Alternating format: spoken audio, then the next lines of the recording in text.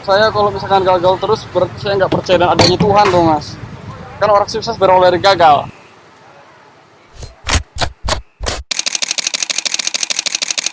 Asumsi, dua sisi, satu pandang.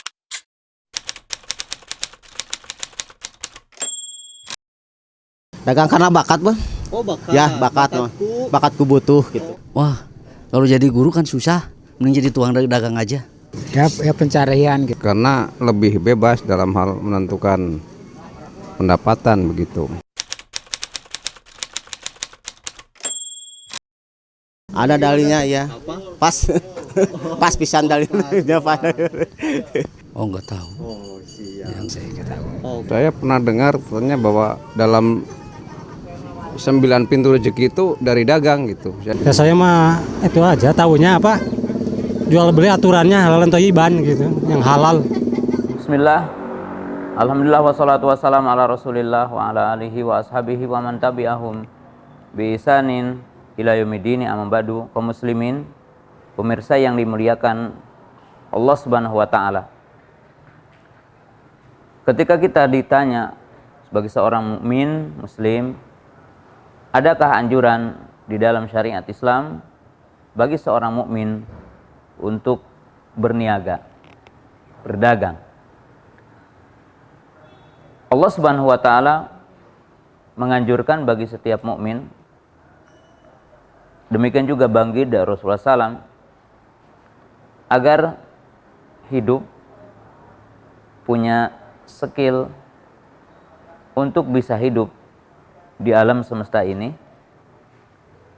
menjadi orang yang bukan pemalas, bukan peminta-minta. Tapi seorang mukmin harus punya kemampuan untuk hidup dengan keringatnya sendiri. Di antara salah satu yang dianjurkan di dalam syariat Islam adalah berniaga. Allah Subhanahu wa taala berfirman dalam surah Al-Baqarah, "Wa ahalallahu al-bai'a wa harrama riba." Allah menghalalkan jual beli dan Allah mengharamkan riba. Maka dalam ayat ini mengisyaratkan bahwa seorang mukmin tidak boleh mencari harta dengan cara riba. Tapi seorang mukmin dianjurkan mencari harta dengan berjual beli. Maka ini adalah satu motivasi. Dan Allah Subhanahu wa taala menjelaskan pada surah An-Nisa pada ayat yang ke-29, ya ayyuhalladzina amanu la ta'kulu amwalakum bainakum bil batili illa an takuna tijarah antaradin. Wahai orang-orang yang beriman, janganlah kalian memakan harta salah seorang di antara kamu dengan cara yang batil. Cara yang batil seperti mencuri, seperti menggasap, dengan cara riba, dengan cara menipu, dan semisalnya. Kecuali harta yang kita ambil dari saudara kita dengan cara jual beli yang ridho di antara kedua belah pihaknya. Maka dalam ayat yang kedua ini pun Allah Subhanahu wa taala mengisyaratkan bagi seorang mukmin untuk berniaga.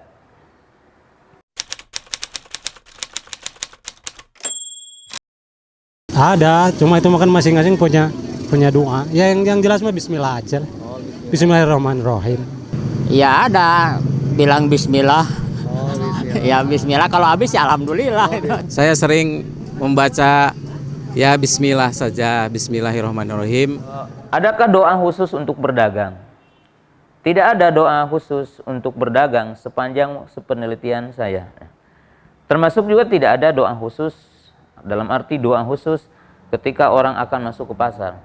Ada hadis yang disebutkan, yaitu ketika orang itu akan masuk pasar kemudian mengatakan, yaitu la ilaha illallah wahdahu la syarikalah lahul mulku wa lahul hamdu wa huwa ala kulli syai'in qadir yuhyi wa yumiit. Hadisnya ini adalah dhaif ya. Hadisnya adalah dhaif. Jadi tidak ada redaksi khusus kalau kita akan berjual beli berdoa dengan doa khusus untuk berdagang. Ya, umpamanya kalau kita ingin menjual rumah gitu ya, maka apa agar cepat laku? Kalau kita akan menjual kebun atau tanah, sawah, adakah dalil yang khusus kita untuk berdoa dengan doa yang khusus? Atau mungkin kalau kita akan menjual mobil, ada nggak doa khusus untuk kita menjual mobil? Tidak ada. Tapi kalau kita ingin cepat laku, ya, tapi ada doa, ya doanya ya doa yang dianjurkan sebenarnya doa setiap pagi gitu ya.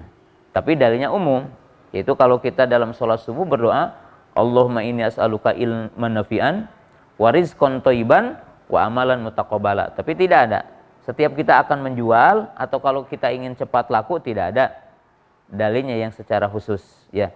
Tapi ada yang menyebabkan orang itu akan dimudahkan jual belinya, yaitu salah satunya takwa dan yang kedua adalah istighfar. Allah Ta'ala berfirman, wa may yattaqillaha yaj'al lahu makhraja wa yarzuqhu min haitsu la yahtasib. Barang siapa yang bertakwa kepada Allah Subhanahu wa taala, maka Allah akan memberikan jalan keluar dan akan memberikan rezeki dengan rezeki yang tidak disangka-sangka. Di sini menunjukkan bahwa kalau orang bertakwa, ya maka akan dimudahkan. Dan sisi yang kedua bahwa Allah Ta'ala berfirman, faqul astaghfiru rabbakum innahu kana ghafara yursilis sama alaikum midrara wa yumdidkum bi amwalin wa banin. Jadi di sini menunjukkan jika orang beristighfar kepada Allah Ta'ala, maka Allah Ta'ala akan memudahkan. Jadi dalam kesimpulannya, dalam sepengetahuan saya, sepenelitian saya, tidak ada nas yang menunjukkan ada doa khusus untuk berjual beli Allah Ta'ala.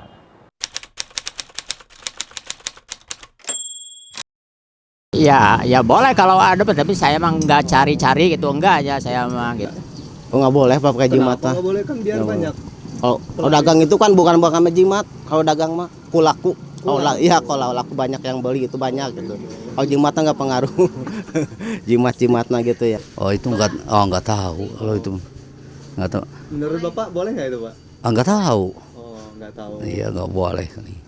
Nah di sini mungkin berkaitan bagaimana agar orang itu lancar dagang, ya.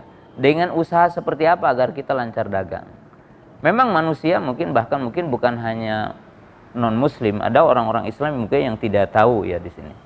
Ada orang yang jika ingin berdagang maka datang ke seorang paranormal, datang ke dukun, bahkan datang ke tukang sihir, ya.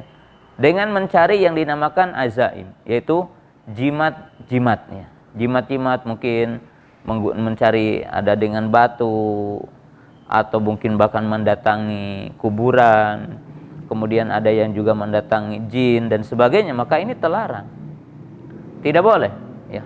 Haram bagi seorang muslim untuk menggunakan jimat, seperti umpamanya menggunakan jimat ini agar cepat laku rumahnya, mobilnya, tanahnya. Bahkan mungkin di antara kita ada yang kalau di di depan tokonya itu ada yang dipasang bahkan mungkin seperti padi, kemudian bahkan di situ dikumpulkan ada bawang, ada sebagainya gitu, sebagai wasilah untuk mendapatkan keberkahan dalam jual belinya. Maka semua itu adalah bertentangan dengan syariat Islam. Bahkan itu bisa memasukkan kita kepada syirik akbar, syirik yang menyebabkan kita keluar dari Islam. Lalu pertanyaan, bagaimana agar kita berkah dalam jual beli? Ya, berkah dalam jual beli, kaum muslimin pemirsa yang dirahmati Allah Subhanahu wa taala, ya. Mungkin banyak sekali sebabnya, tapi saya akan menyebutkan 3 sebab utama bahwa jual beli kita akan berkah. Ya. Yang pertama adalah dengan sebab takwa tadi. Karena Allah Subhanahu wa taala mengatakan, "Wa may yattaqillaha yaj'al lahu makhraja wa yarzuqhu min haitsu la yahtasib." Allah Ta'ala berfirman, barang siapa yang bertakwa kepada Allah Subhanahu wa taala, maka Allah akan memberikan jalan keluar. Jadi selalu orang yang bertakwa itu akan mendapatkan jalan keluar yang terbaik baginya. Jadi kaum muslimin pemirsa yang dimuliakan Allah Subhanahu wa taala, ini sangat jelas ya. Takwa. Kemudian yang kedua, ya, kita meminta kepada Allah rizki, meminta kepada Allah Subhanahu wa taala. Bertawakal kepada Allah Subhanahu wa taala, berdoa kepada Allah Subhanahu wa taala. Seperti Ya, tapi bukan doa hanya untuk jual belinya maksudnya di sini. Ketika akad kita jual beli, doa dulu. Nah, itu tidak ada. Tapi kita berdoa dalam sholat kita seperti kita berdoa, ya. Ya, dalam doa yang tadi. Allahumma ini as'aluka ilman nafi'an wa rizqan thayyiban. Bahkan dalam sholat kita kan dalam duduk di antara dua tasyahud kita mengatakan rabbighfirli warzuqni. Ya Allah berikan aku apa? Rizki itu. Ya, di sini doa. Yang ketiga, jual belinya mengikuti syariat Islam. Ya. Jadi jual belinya adalah mengikuti syariat Islam. Dari sisi tidak ada ribawinya, tidak ada kedustaan, tidak mengurangi takaran, tidak mengurangi timbangan. Jadi jual beli dengan mengikuti syariat Islam. Karena tentunya kaum muslimin jamaah yang dimuliakan Allah Subhanahu wa taala, rizki itu dengan taat kepada Allah taala. Jadi di sini saya mengisyaratkan kalau kita semua ingin berkah dalam jual beli adalah belajar fikih jual beli. Tinggalkan yang haram, komitmen dengan apa yang dihalalkan Allah Ta'ala, maka Allah akan memberkati jual beli kita. Islam meletakkan prinsip-prinsip dalam jual beli secara global. Ya. Kaum muslimin jamaah yang dirahmati Allah Ta'ala, berjual beli dari sisi hukum asal dalam jual beli adalah boleh. Artinya asal dalam jual beli adalah boleh. Lalu bagaimana yang diharamkan Allah Subhanahu wa taala? Dalam jual beli yang diharamkan Allah dibagi dua. Yang pertama, ada barang-barang zat-zat yang tidak boleh diperjualbelikan. Ya. Seperti Allah dan Rasulnya melarang berjual beli apa yang diharamkan. Jadi setiap yang diharamkan maka itu haram untuk diperjualbelikan, ya. Maka dalam kaidahnya dan ini nas, innallaha idza harama syai'an harama tsamanuh. Jika Allah mengharamkan sesuatu, maka Allah mengharamkan menjual belinya. Ya, seperti tidak boleh berjual beli homer, tidak boleh kita berjual beli babi, ya. Itu tidak boleh, ya. Kenapa? Ya, karena tidak memberi manfaat, ya. Jadi ini yang pertama. Yang kedua, sesuatu dalam jual beli itu haram, perlu dicatat karena caranya. Jadi karena caranya. Nah, secara global yang diharamkan Allah Subhanahu wa taala dalam jual beli kembali kepada 3 usul. Jadi kepada 3 pokok. Yang pertama, setiap jual beli yang mengandung riba. Karena Allah berfirman, wa ahalallahul bai'a wa harrama riba. Dan riba itu tentunya bahasan yang sangat luas di sini. Jadi artinya setiap jual beli yang mengandung makna riba, hakikat riba, maka dilarang dengan berbagai pintu-pintunya dan jenis-jenis yang berkaitan dengan riba. Yang kedua, berkaitan dengan jual beli itu adalah berkaitan dengan jahalah, yaitu ketidakjelasan. Jadi ketidakjelasan, al-gharar wal jahalah. Jadi sesuatu yang dilarang oleh Allah Subhanahu wa taala dan Rasulnya untuk kita berinteraksi jual beli, setiap jual beli yang memiliki makna gharar wal jahalah. Apa itu gharar? Ya. Gharar adalah dalam bentuk yang dinamakan tipuan. Jadi ada tipuan, ya. Ada tipu daya di dalamnya, ya. Kemudian jahalah, ketidakjelasan. Ya, seperti umpamanya kita membeli, dalam istilah kita, kucing dalam karung. Seperti kita membeli ikan masih di kolam, maka itu ketidakjelasan karena tidak jelas itu. Ya, seperti hal-hal yang lainnya. Kemudian gharar itu artinya di sini ada kemungkinan ya penipuan atau kegagalan. Ya, seperti kita melarang membeli buah yang masih ditangkai, ya. Kemudian tidak boleh ada khida. Yang ketiga adalah yang sifatnya tipu daya. Ya, tipu daya ini seperti jual beli umpamanya kalau sekarang itu ya, jual beli yang mengurangi takaran, yang mengurangi timbangan. Kemudian seperti umpamanya jual beli buah nih, contoh gitu ya. Jual beli buah ya di bawahnya yang udah busuk-busuk, di atasnya yang masih bagus. Maka sengaja ditutupin gitu. Nah, itu namanya apa? Namanya adalah khida. Nah, setiap jual beli yang mengandung salah satu di antara yang 3 tadi, maka itu dilarang di dalam Islam. Jadi Islam itu perlu yang dinamakan berjual beli dengan kejujuran, kemudian keadilan, serba jelas itu kan, harganya jelas, timbangannya jelas, ukurannya jelas, maklum ya. Maka jual beli itu harus maklum jelas ya, harganya, kemudian ukurannya, takarannya, leterannya, meterannya, dan semua hal yang diatur di dalam Islam. Oleh sebab itu Allah Ta'ala mengatakan wailul lil mutaffifin, celaka bagi orang yang mengurangi takaran ya. Tapi pemirsa yang dirahmati Allah Subhanahu wa taala, perlu menjadi satu dorongan bagi setiap mukmin yang berjual beli itu adalah harus tahu fikih jual beli. Nah, kaum muslimin jamaah yang dirahmati Allah Ta'ala, dan saya ingin mengisyaratkan ya, apa yang diisyaratkan oleh para ulama, bahwa di akhir zaman penyakit yang paling dahsyat ya yang akan menimpa kepada kita tentang dalam sistem jual beli adalah, pertama adalah riba. Sehingga ada ulama yang mengatakan kalau hari ini orang tidak interaksi langsung dalam riba, setidaknya dia mencium debunya riba. Ini saking sulitnya hari ini kita lepas dari riba. Kemudian yang kedua, jamaah yang dirahmati Allah Ta'ala, Nabi SAW mengisyaratkan ada 5 perkata, kata beliau, yang aku berlindung kepada Allah agar tidak menimpa kalian. Apa di antara yang 5 ini? Salah satunya adalah perkara jual beli. Walam yankusu al-mikyala wal mizana ila ukhidu bisinina wasidatul unati wasjuro sultani. Nabi SAW mengatakan tidaklah satu kaum mengurangi timbangan, mengurangi takaran, mengurangi meteran. Nah, tentunya dalam interaksi jual beli, kecuali Allah Ta'ala akan menahan turunnya hujan. Jadi timbulnya kemarau yang panjang karena banyaknya orang melakukan jual beli dengan cara yang tidak jelas ya. Kemudian apa? Akan jadi sulit. Jadi perekonomian itu sulit karena sistem perjualbeliannya itu udah banyak tipuannya. Kemudian yang ketiga, bahkan diwanti-wanti akan dipimpin oleh pemimpin-pemimpin yang zalim.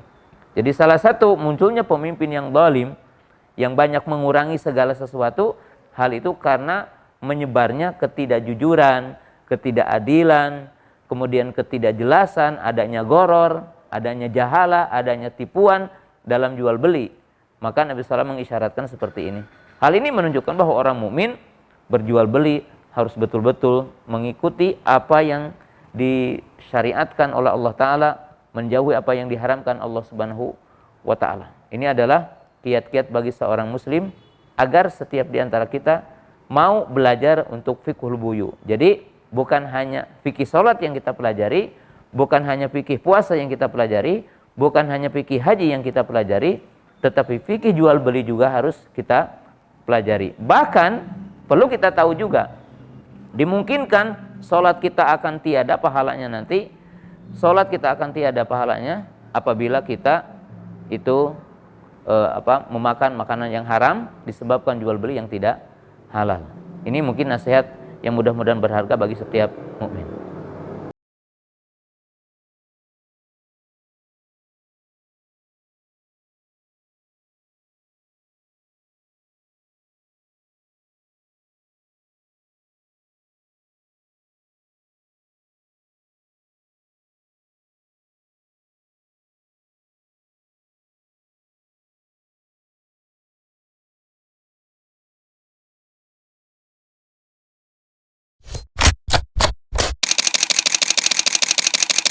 Asumsi, dua sisi, satu pandang.